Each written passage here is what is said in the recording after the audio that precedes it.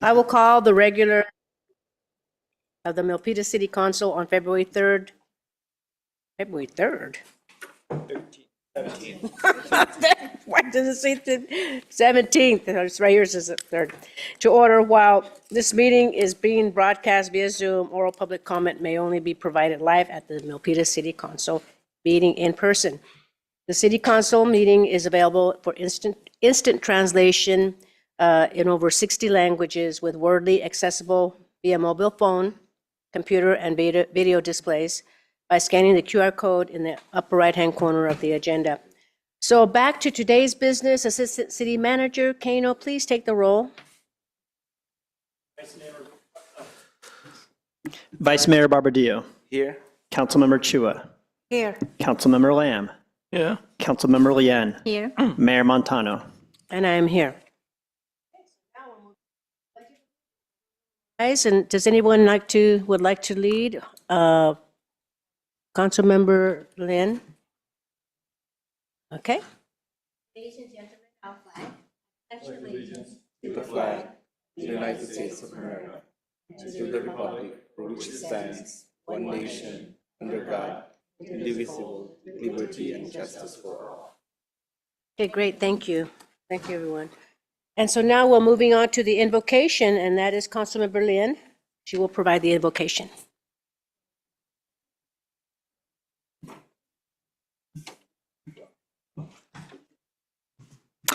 Thank you. So today is the beginning of the Lunar New Year. May this new year bring wisdom to our decisions, compassion to our leadership, and unity to our community. May we approach the work tonight with clear minds, open hearts, and a shared dedication to the well-being of all those we serve. To all who celebrate Lunar New Year, I extend my heartfelt wishes for a year filled with health, peace, prosperity, and happiness. May your homes be filled with joy, your families with harmony, and your endeavors with success. Happy Lunar New Year. Thank you. Oh, yes, you may. We have Councilmember Lamb. Yeah, thank you. Since today is Lunar New Year, I'd like to say a few words. As we welcome the Lunar New Year today, we celebrate 2026, the year of the fire horse, a powerful symbol of energy, courage, and forward momentum. The fire horse reminds us to lead with passion, to face challenges with confidence, and to pursue new opportunity with determination. I see this year as a call for unity, wisdom to guide our decisions, and determination to build a stronger, more vibrant community for everyone. Let me say a few words, say a few well wishes in Cantonese. 祝大家新年快樂，馬年行好運，龍馬精神，孩子們步步高升，學業進步，祝各位身體健康。God bless us all. Thank you. Okay, great, thank you for that. And so now we will do our presentations, and we have here the Milpitas High School Diabolo Club members. So we will step on down so we can give them the commendation.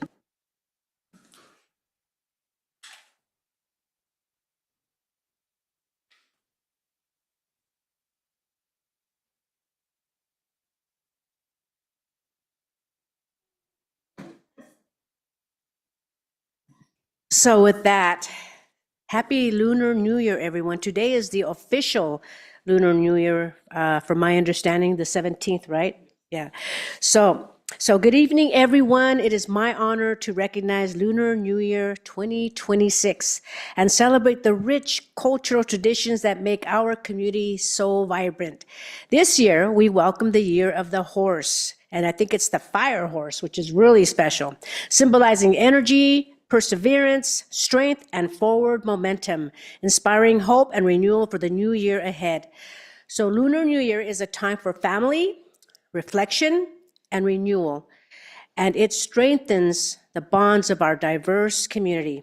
So on behalf of the Milpitas City Council, I, Mayor Carmen Montano, and the Milpitas City Council extend our best wishes for a year filled with health, happiness, and prosperity. So happy Lunar New Year, everyone. Okay. And we have this proclamation to give to the club, and the members are Leah Wong, she's the president. We have Forrest Lin, the vice president. We have Peter Lee, the treasurer, and we had Dina Chavez, who is the advisor. She, I don't know if she's here or not. No, okay. Anyway, she's part of the Milpitas High School staff. So here we go. Thank you so much. And I want you guys to say something. Why don't you get over here? Picture first.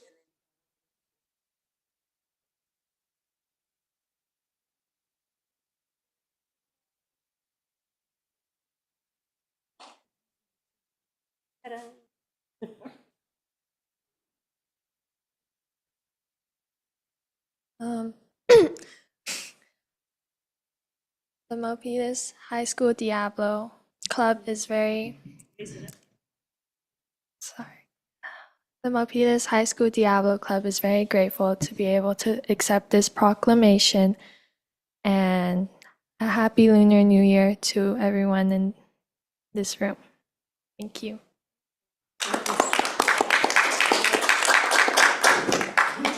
I want to thank the City Council for giving us this honor of this proclamation.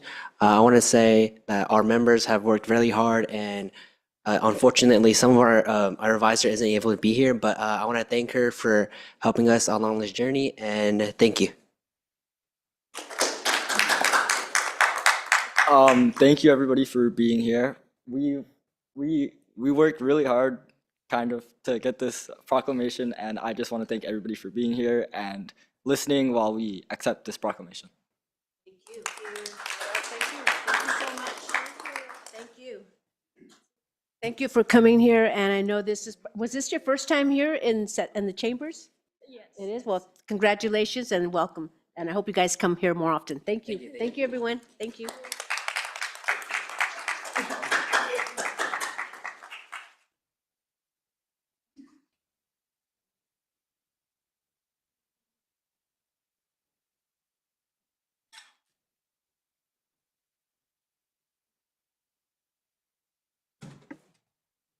Okay, thank you so much. And so now let's move on to the public forum. So members of the public are invited to speak on any item that is not on today's agenda. Please note that oral public comment may only be provided live at the City Council meeting in person. Public forum will be limited to 2 minutes tonight. So Assistant City Manager Kano, will you call any speaker cards? Thank you, Mayor. We have 3 speakers. First is Andres Mino. Welcome.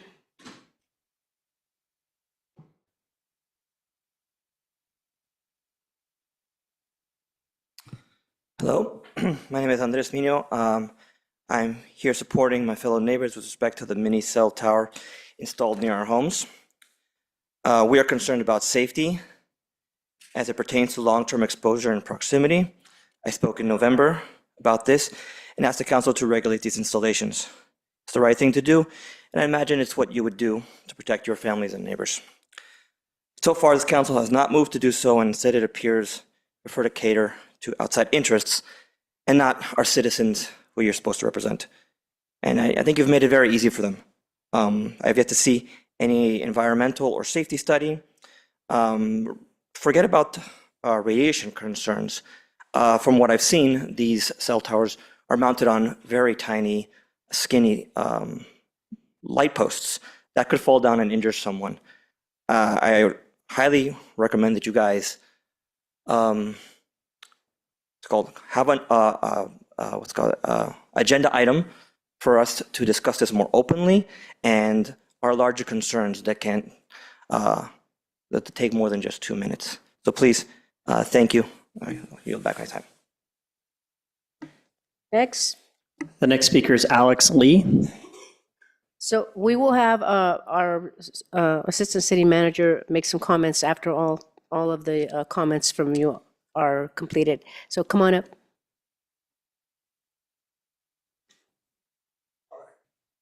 Welcome. Happy Lunar New Year.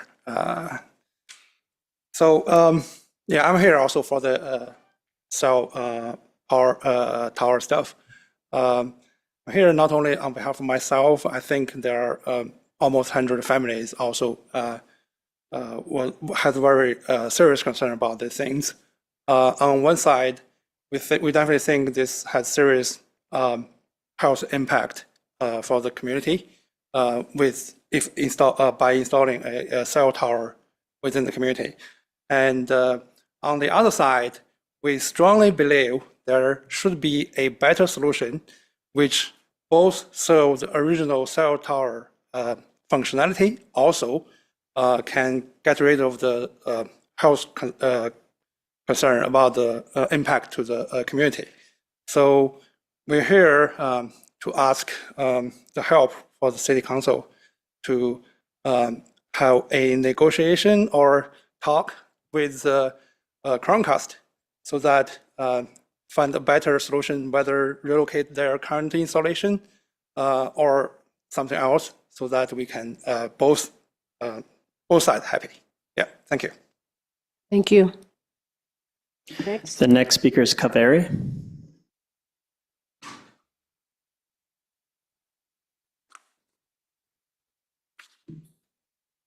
Good evening, Mayor and the Vice Mayor and all the council members here. I'm here repeatedly coming. Since November, we are talking about this, wanting to have a special ordinance like the other cities adopted, and why can't you move it away from the immediate distance of the house? Like a 20 feet, 30 feet is not okay. Because like I kept saying again and again, because studies are not concluded, 5G is safe for all of us. And I requested last time with the mayor and the vice mayor, separate letters to have a meeting with them. And I didn't get any response for that. And then also after that, Matt sent an email saying that he would like to talk to me over the phone, what is the progress on the Public Works Department is doing. So this is not a private matter. We are coming and speaking in the public forum here, and I don't want to accept any private calls at all regarding this. Anything at all, set up a meeting. Let us a question and answer. Give us the answer. What is the roadblock for you guys? What is the roadblock? I mean, don't you want this welfare of the future of the community? Not today and for future? And I don't think there is a really common thread among all of you. I noticed that, because if it is so, this would have been acted on long time ago. And then I responded saying that to Matt, no, you know what, whatever you want to talk, please put it in the email. And his response is that, and thank you for answering, and then there is nothing to update. I would like to use the slur word, but I'll stop it right here. Because if that is the case, why the email started with?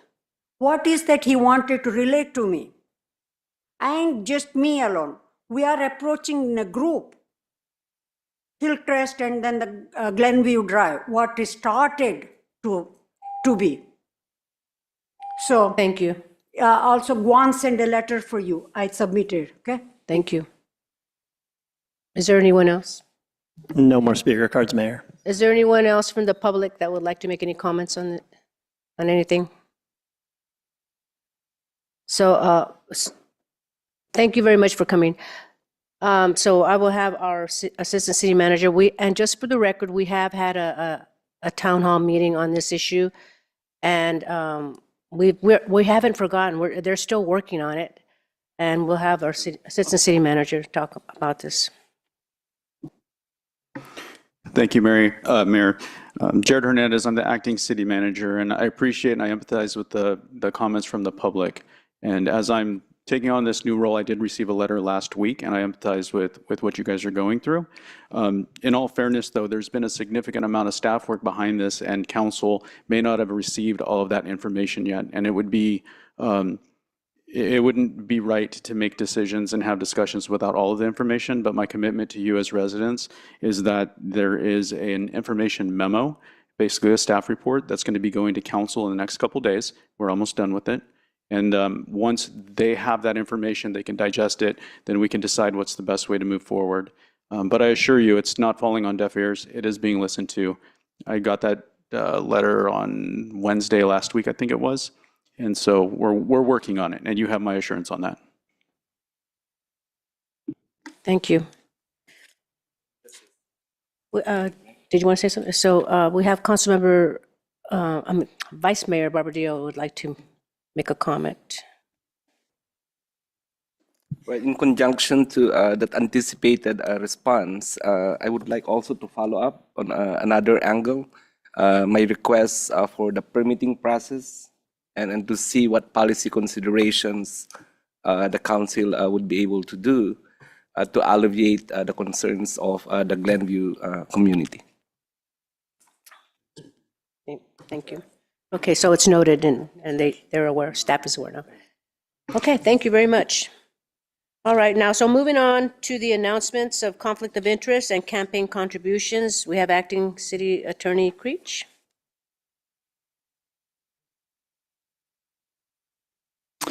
Thank you, Mayor. I ask the mayor and each member of the Milpitas City Council whether he or she has any financial or personal conflict of interest related to any of the items on tonight's agenda.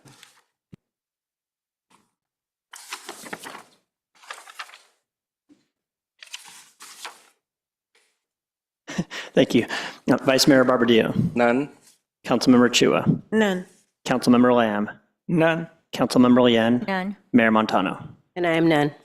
Thank you. I further ask the mayor and each member of the Milpitas City Council to please disclose any campaign contributions of $100 or more received within the last 12 months from any of the parties entering into contracts with the city on tonight's agenda, or contributions received from development project applicants for development projects on tonight's agenda. Vice Mayor Barbadillo. None. Councilmember Chua. None. Councilmember Lamb. None. Councilmember Lien. None. Mayor Montano. None. Let the record reflect no reported conflicts. Thank you very much, Mayor. Thank you. And I would like to ask any council member that would like to read the code of conduct. We have Councilmember Chua. Thank you. Thank you, Mayor.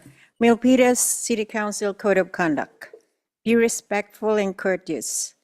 Words, tone, and body language. In words, tone, and body language. Model civility. Avoid surprises. Praise publicly and criticize privately. Focus on the issue, not the person. Use electronic devices appropriately while on the council dais. Disclose conflicts of interest and affiliations related to agenda items. Separate governing from campaigning. The council speaks with one voice after making policy on issues. Respect the line between policy and administration. Council will hold one another accountable to comply with this code of conduct. Thank you, Mayor. Thank you very much for that.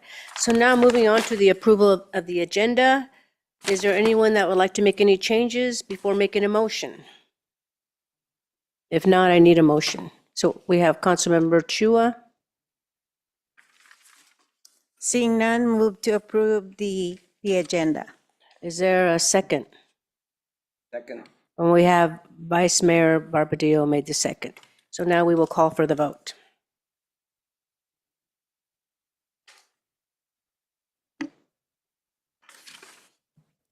Oh, one moment, please. Vice Mayor Barbadillo. Aye. Councilmember Chua. Aye.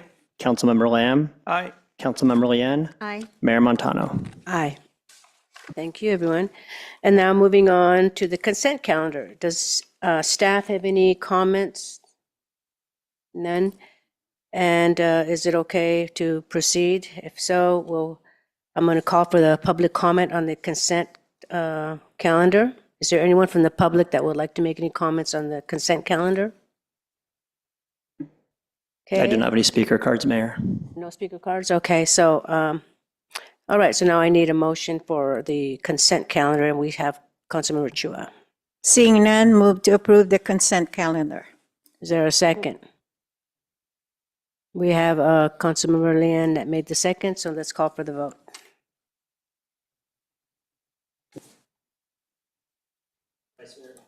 Vice Mayor Barbadillo. Aye. Councilmember Chua. Aye.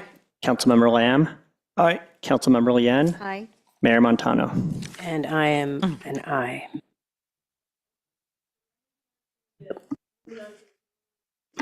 Moving on to the Community Services and Sustainable Infrastructure, City Assistant Acting City Manager.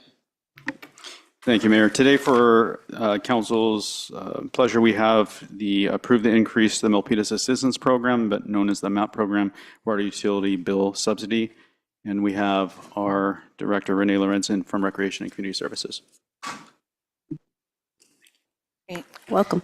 Thank you. Good evening, Mayor, City Council. I'm here tonight to go through the MAP water utility subsidy increase. You can go on to the next slide. We will quickly go over the background real quick, directed subsidy increase model and demographics, as well as costs, program administrative costs, subsidy funding, the fiscal impact associated with the action that's recommended tonight, and then ultimately the recommendation. Next slide, please. So just as a quick reminder, in 2019, the Milpitas City Council adopted a resolution establishing the Milpitas Assistance Program, or MAP. It replaces, enhances a previous program named RAP and provides discounts and fee waivers on water and sewer utility bills, recreation and community services programs, and qualification for incentives for the residential building incentive program. During your fiscal year 25-26 budget process, you requested that we prepare information on options for increasing the water utility bill subsidy amount. Next slide.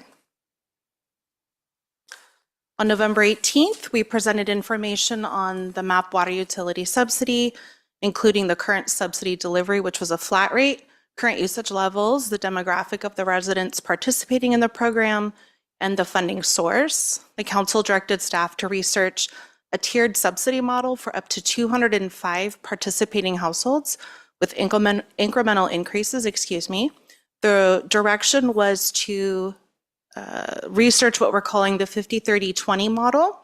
So for tier 1 MAP customers, they would receive a 50% discount on their water meter fee, 50% discount on their sewer connection fee, and up to $50 off their water consumption. For tier 2, they would receive 30% off their water meter fee, 30% off their sewer connection fee, and up to $30 off their water consumption discount.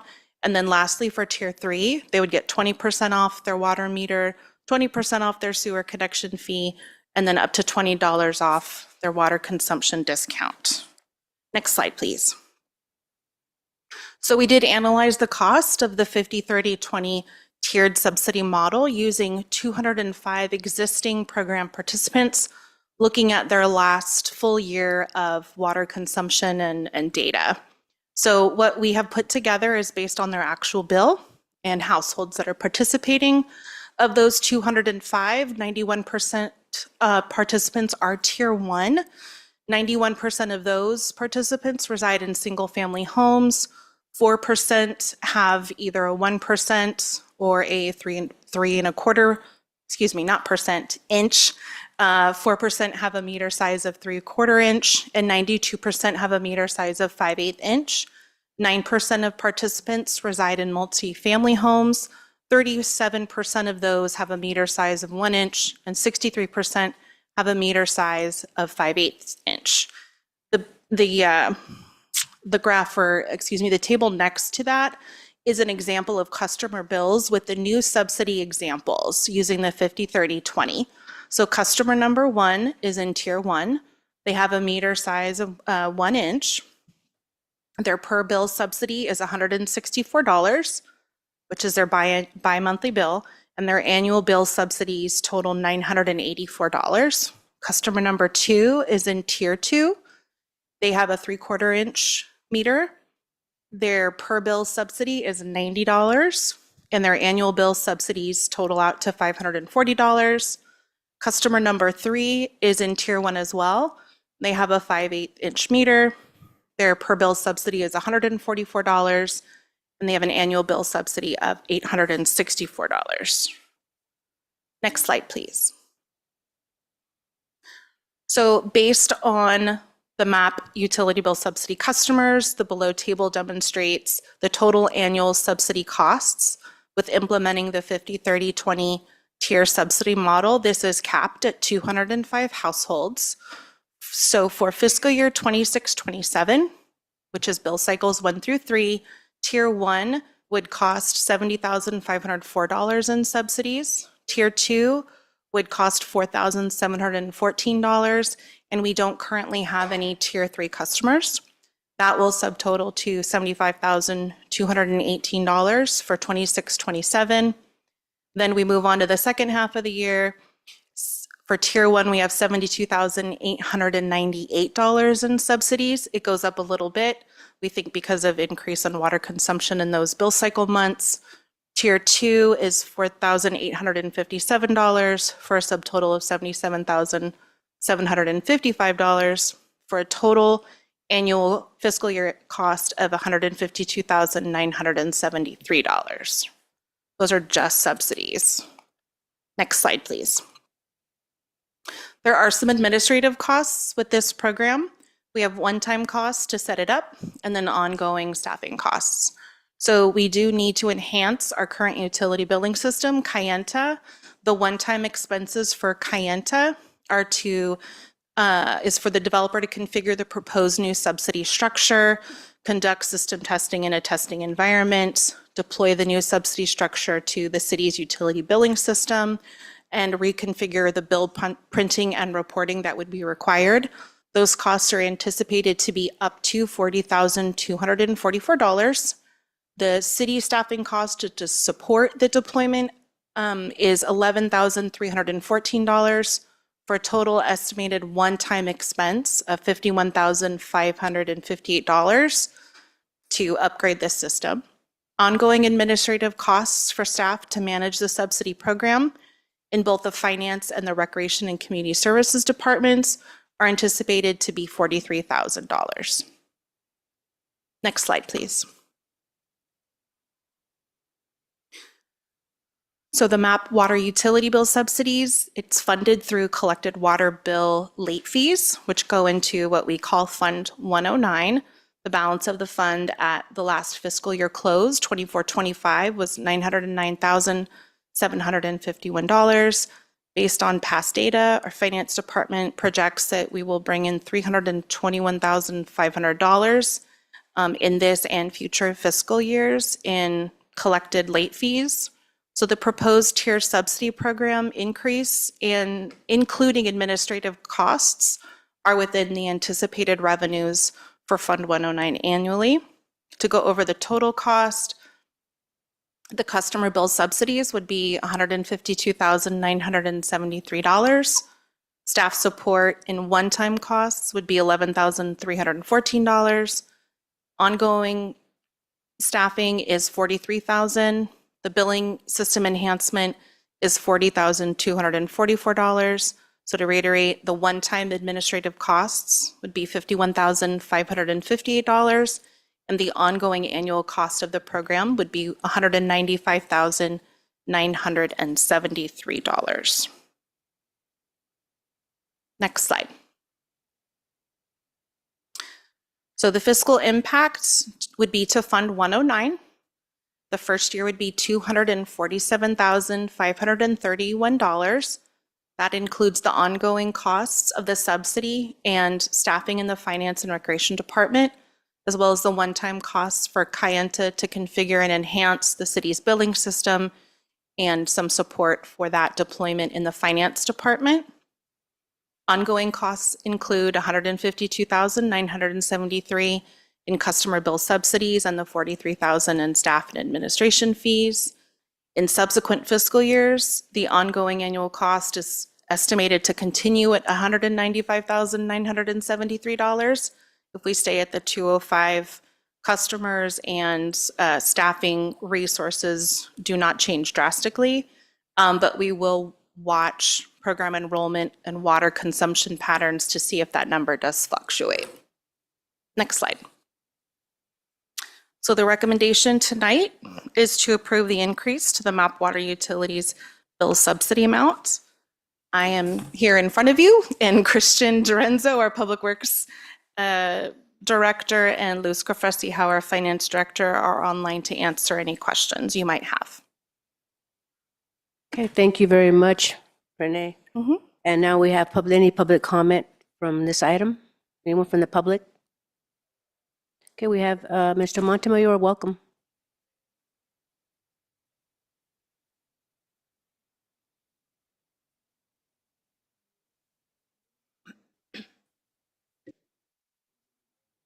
I think your mic is off. Hold on a minute, they're going to turn it on. Oh, there it is. Anyway, I'll repeat. The mayor, vice mayor, members of the city council, acting city manager and staff, Voltaire Montemayor of Milpitas.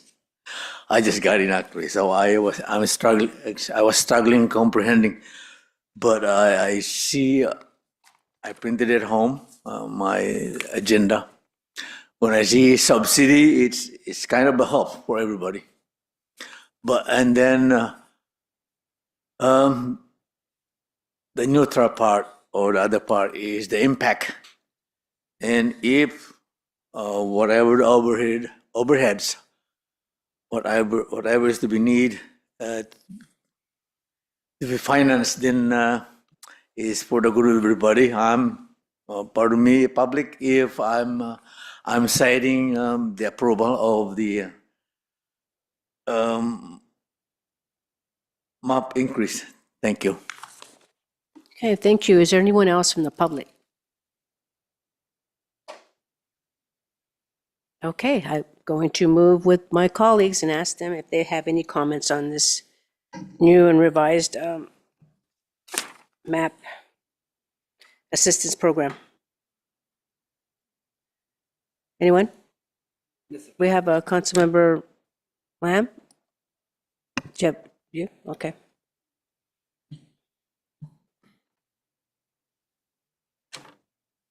Is it on? I don't think your speaker's on. There.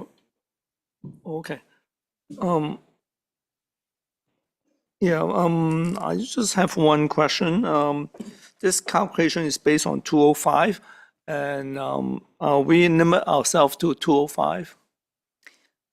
That was the direction from City Council to look at the costs for 205 households. Right. That is the 3-year average. We do currently have 238 households enrolled in the program. 238. So there's a difference of 33 households participating right now. Okay. On the document it says 236. Oh. 236. Thank you, council member. Okay. So there's about 31 households. Okay. I'm thinking maybe perhaps we could increase to 230. Okay. If whoever is controlling the slides goes back to the subsidy increase model demographic slide, which I believe is slide number 5. One more. Go back. One more. There you go. So if you look at customer number 3, which is tier 1, 5/8" meter size, the amount of water consumption varies between household. That is a good average subsidy amount. So if we did another 33 houses, it's an additional $28,500. So you're probably looking at another $26,000 to $27,000 in costs. So that would bring your total ongoing up an additional, let's say $26.5 or $26,500 a year. So we could cap it at a enrollment number or a total dollar amount, whatever the council would prefer. Yeah, at this time, I would like to cap it number of people. Of households? Household, I mean. Okay. Councilmember Chua. Thank you, Mayor. Director Lurlason, Yes. have we ever, in any year, have we ever not give grants to anybody that is requesting this subsidy? The reason we would not qualify somebody is if their household does not qualify in the income levels. The other reason is if they are not the person that is paying the water bill. So there are a few times where people apply for the subsidy, but they actually don't pay their water bill. So those are the ones we decline. But if it is somebody that qualifies and they pay their water bill, then we have been able to accommodate them. That was at the flat rate of $22.52 per bill. I was thinking more of rejecting someone, a household, because of the limitation or capping the number of households. Have we ever done that? We have not had to do that to date, no. How were we able to do that? The subsidy amounts were smaller, and so we were spending about $31,000 to $32,000 in subsidies annually. This is a substantial increase. It is of the will of the council if they'd like us to cap it at a certain amount of households or a dollar amount. For my Yeah. one vote, I really don't want to cap the number of households. Mhm. I want everybody to get the subsidy. No, you can always come back to us and get an additional funding. Okay. Okay, that's my opinion. Okay, thank you, Mayor. Okay, thank you. Is there anyone else? Oh, wait, we have Councilmember Lamb. Yeah, I just want to say I agree with Councilman Chua. For the first year, perhaps we just not putting a cap and see how it goes. And then we decide on the second years. Okay, thank you. We have Vice Mayor Barbadillo. Thank you, Mayor. So if I understand it right, the subsidy is coming from Fund 109, and Fund 109 are fees, collection of fees, fees. penalty fees, late fees, and all that. Right. So would there be a time in the next few years that this fund is exhausted, and what are we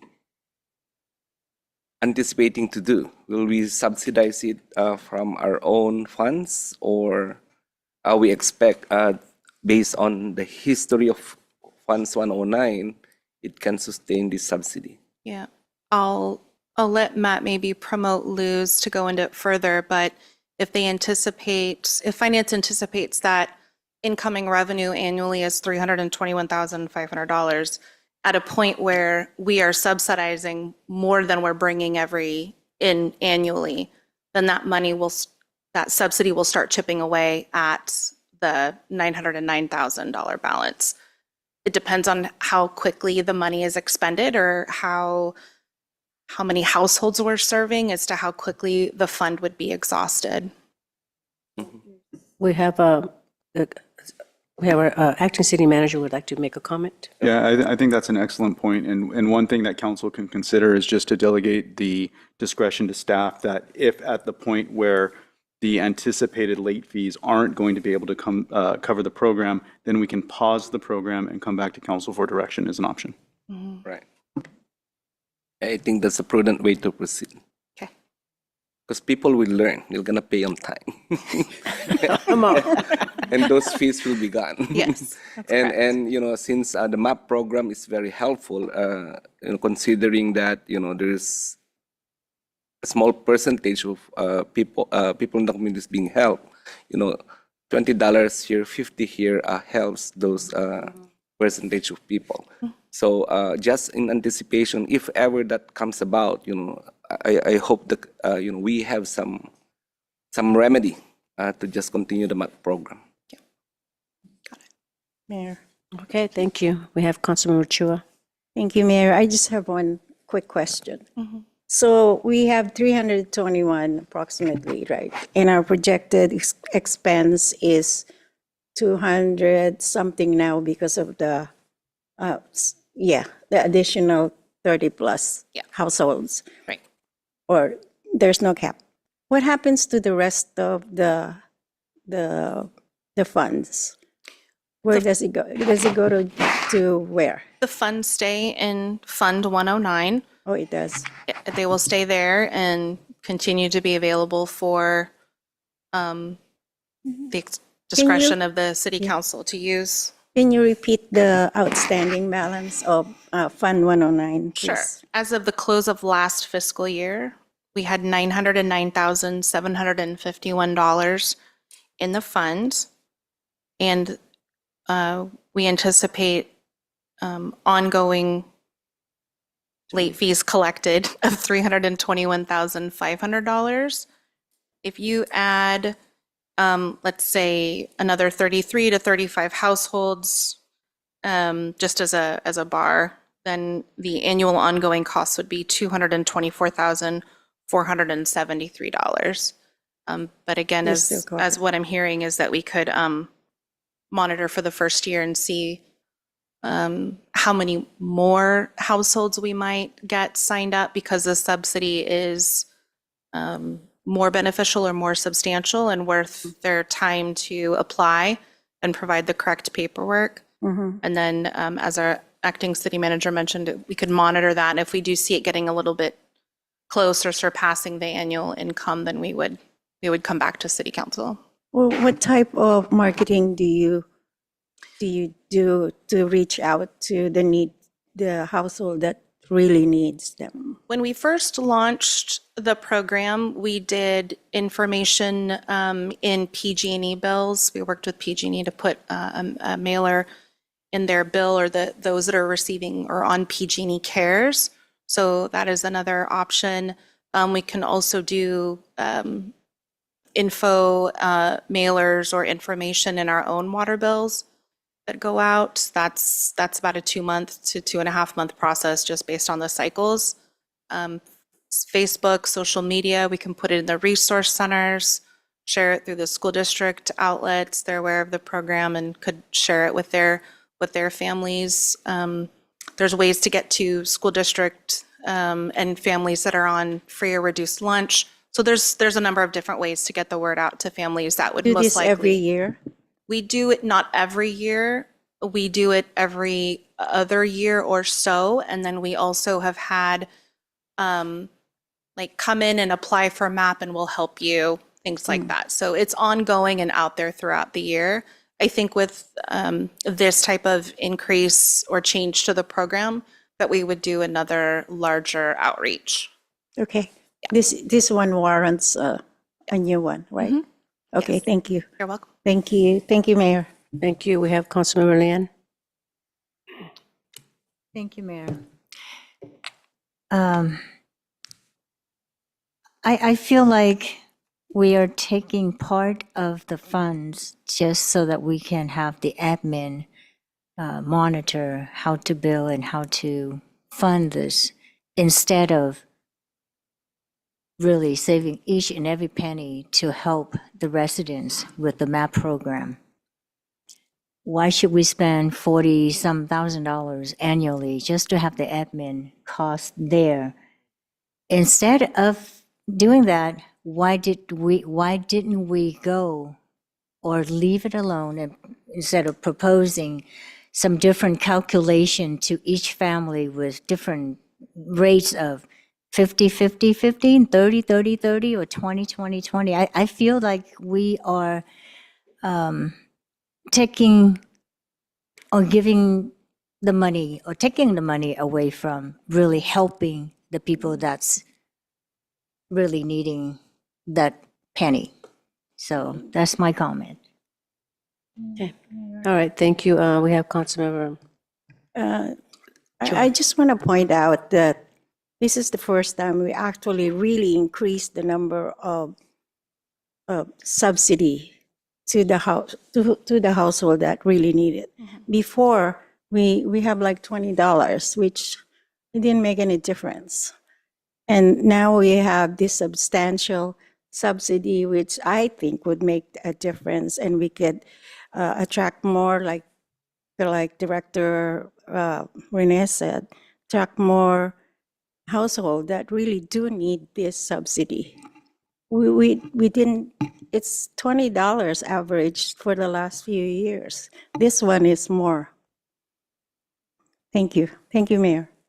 Okay, thank you, Councilmember Chua. Okay, so I have a couple of questions. So, what did you say the balance was in the Fund 109? Fund 109 is 900, and I should have this committed to memory at this point, but it is $909,751 and anticipated in It's 300. almost $1 million. That's a lot. Yes, correct. Is there any way we could put it in some other account? We could gain some interest on there?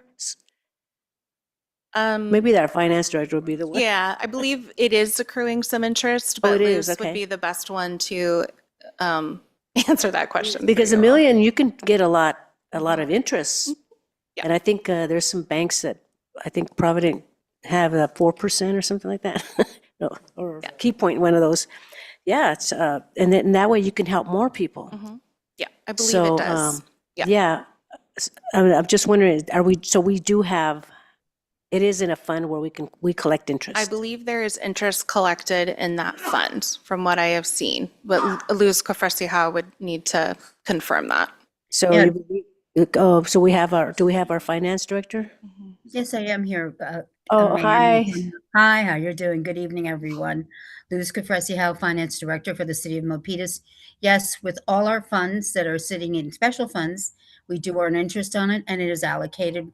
The interest on that account is probably roughly around 4%. So it's generally the going interest. So that $909,000 did not just include the late fees, but is also any interest that was accrued on on those balances. Okay, so it is accumulating some interest. Okay, well, that's good. Yep. All right. Thank you so much. So I have another question.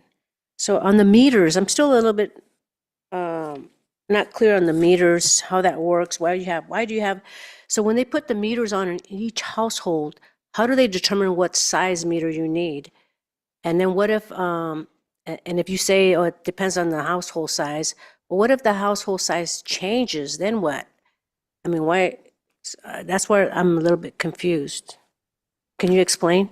The size of the meter is has a different ongoing fee or a fixed cost. Director Dorenzo would need to speak to how that works out and how that's figured. The size of the household and the income to the household and their qualification for MAP, if that's, is that the question? on No, that no, part just of it? how do, now, On the no, meter? not regarding the map, just every household, because we all have meters, the whole Yeah. city now has meters. But how do they determine what size meter they put in there? I thought they were all the same, it was just standard, but. No, is Christian on the line? I am. Okay, great. I am. Thank you for the question, Madam Mayor. Meters are determined on the lot size, on the square footage of the home, and the ability for us to provide fire suppression. So most meters, it's common, are 5/8 inch or 3/4. 1-inch meter is actually, on a residential lot, is actually quite large. A 1-inch meter has a flow capacity of 50 gallons per minute, as opposed to a 5/8 inch meter that has a flow capacity of 20 gallons per minute. So it's over twice, it provides twice the throughput of water to the residents. Yeah, so, you know, of all of our 16,000 or so accounts, About 12,500 of them are 5/8 inch meters. I'm trying to remember from the rate study that I did 3 years ago. At that time, there were about 1,300 meters that were 1 inch in size. So we have a obligation to provide fire flow throughout the far reaches of our distribution of 20 psi. So it's a combination of ready to serve fire suppression and the size of the development. Okay, thank you. Um, I lost my train of thought, what I was going to say, but yeah, so the meters are all, I'm glad I found out that now you let me know it's the lot size, not the family household, because it's the lot size that determines what size meter you put. So thanks for that clarification. Learn something new. And then is there a limit per household of the map? Now going back to the map, is there a limit per household, you know, how much they can receive a year? There isn't a limit on how much they can receive a year. The this program itself with Action Tonight would create limits on connection fees and fixed fees, as well as not to exceed amounts on HCF use charges.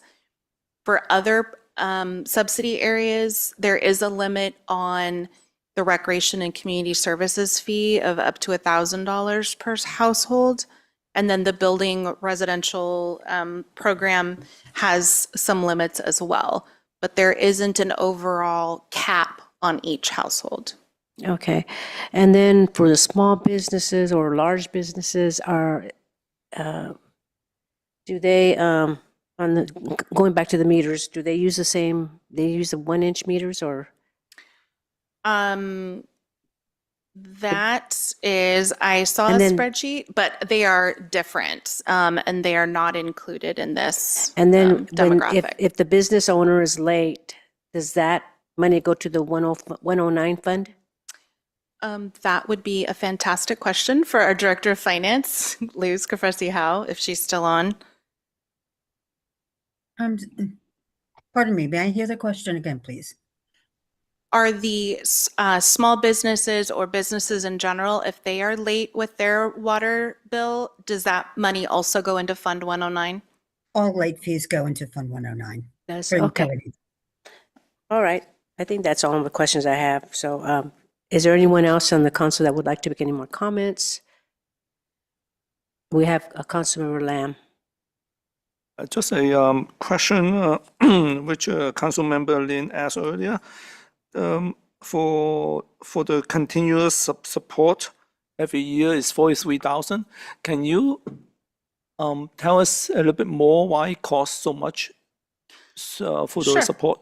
Yeah, so the $43,000 in staff time exists currently and is for the costs of recreation and community services to qualify households, generate approval letters, and get that information over to the finance department. That is the larger bulk of it. It is a robust program in general to qualify people annually all year long. The finance staff are the ones that are when operating in the Kayenta system. So when somebody has been assigned a tier, they go in, they make sure that the subsidies are set up correctly, and then any removing of somebody off the system if they haven't renewed their MAP qualification in time. So that is what that staff is doing as well. The bulk of that money is, and it is an effort to qualify people every month, every week for 12 months for MAP. So that's where that cost is. It is not a new cost with this subsidy increase. This is an ongoing cost. And we talked about it in November 18th, that moving those monies and where they're charged for administrative staff and those costs to a special fund was part of the fiscal strategy. So that was a consideration for City Council to charge them not in the general fund, but in Fund 109 for their work on this special program.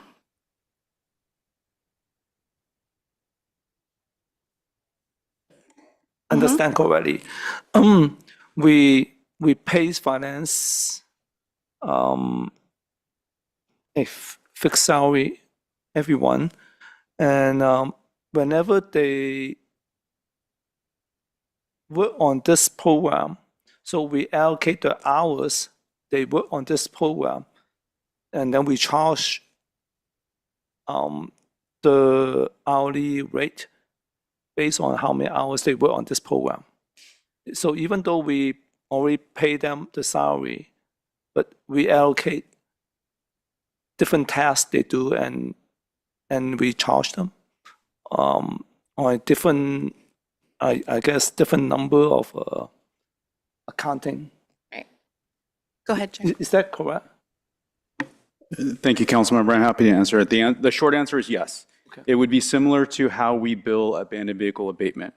When there's special funds designed to and staff time to support that function, we bill that function, and that's how we alleviate the burden on the general fund. It's not something that we did well in the past, but it's something that we're doing well now. Thank you very much. So, kind of following up on that, oh, never mind. I was just going to say something else, but I would just go ahead and ask for someone else. Go ahead. Okay, we have Councilmember Chua. Hold on. Listening to everybody, I just thought of something. Director Lewis, are you still there?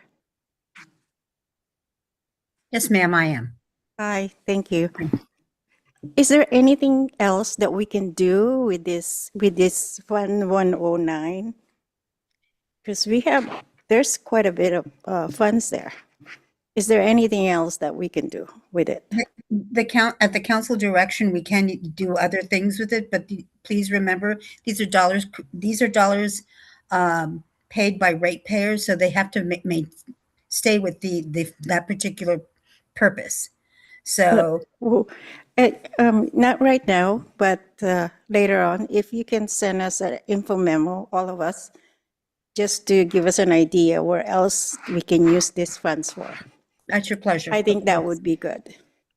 I'll do that collaboratively with Renee and Christian, with the Directors of Public Work and Recreation. Thank you, ma'am. Thank you, Director Luz. Thank you. Okay. Is that anyone else? Okay, is there a motion? What is the wish of the council? Well, we have Councilmember Lamb. Yeah, if no further question, I like to move to approve this item. Okay, is there a second? If I may, from the discussion that I heard, you could move to approve. I also heard proposals for removing the cap on the number of participants, as well as authorizing the city manager or designee to suspend new enrollments into the program if the projected annual revenues for the program exceed the projected annual expenditures of the program or appear like that they may. So those were the two modifications to the recommendation you might want to consider adopting. Yes, correct. I'd like to move to approve the increase of Milpitas assistant program with the modification of removing the limit for the first year. And the second point was to authorize the city manager or designee to suspend new enrollments into the program if projected annual revenues for the program appear that they're going to exceed if projected annual expenditures for the program appear that they may exceed projected annual revenues for the program. Okay. So move. So move. And who seconded? Second. So it was motioned by Councilmember Lamb and seconded by Councilmember Chua. So let's call for the vote. Vice Mayor Barbadillo, Aye. Councilmember Chua, Aye. Councilmember Lamb, Aye. Councilmember Leanne, Aye. Mayor Montano. Aye. Okay, it's passed unanimously. Okay, moving on to leadership and support services. Thank you, Mayor. For council, for item number 14, we have the adoption of a resolution to appoint Christian M. Curtis as city attorney. We don't have a presentation, but I think I would add for the public's benefit and commend the council on the exhaustive and extensive search that they did to find a new city attorney. They went through a series of interviews with several candidates, and Mr. Curtis ended up on top. So I'd like to pass it off to Acting City Attorney Christopher Creech for the legal compliance. Thank you. Under the government, in compliance with the government code, the state's salary for the position would be $340,000 with benefits as provided in the employment contract attached to tonight's agenda and presented to the City Council for approval. Okay, all right. Any comments from the public? Any comments? Because we know we're going to have a new city attorney. Come on up.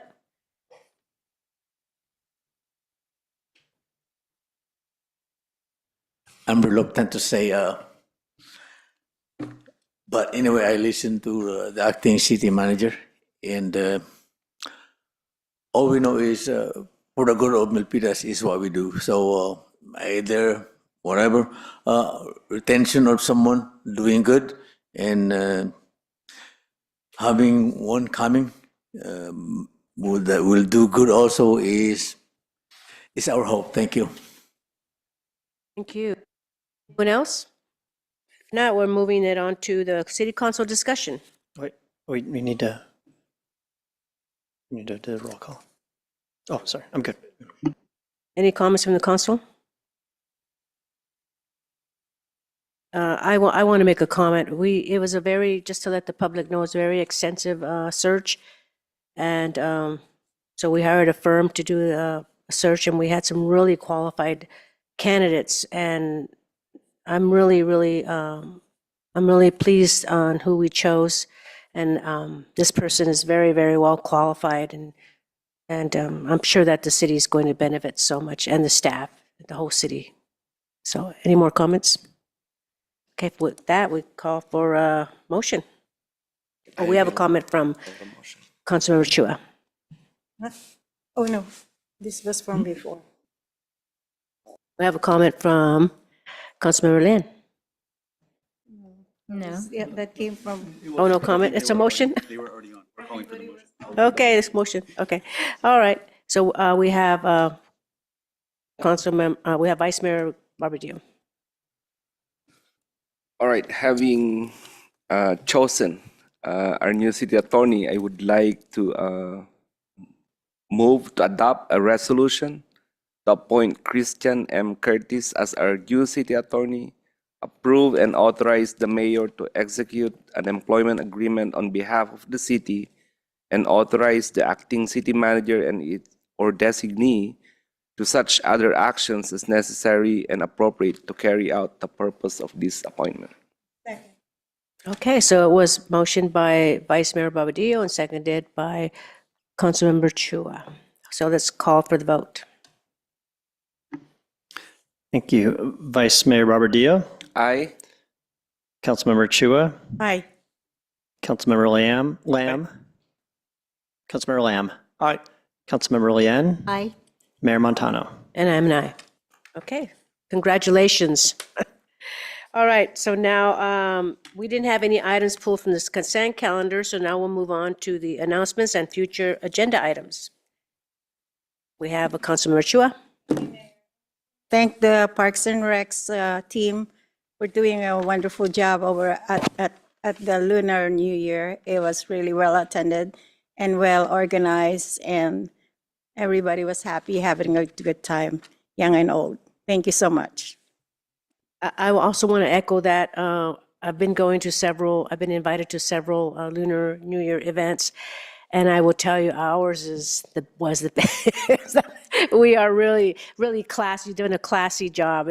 I mean, that's why you have a lot of people coming to Milpitas, even those that don't live here, but it's really nice. You guys put on a really fantastic show. You guys You know how to do it. Thank you. Thank you. Thank you and thank you staff and all the people that were there to help. Thank you. Okay.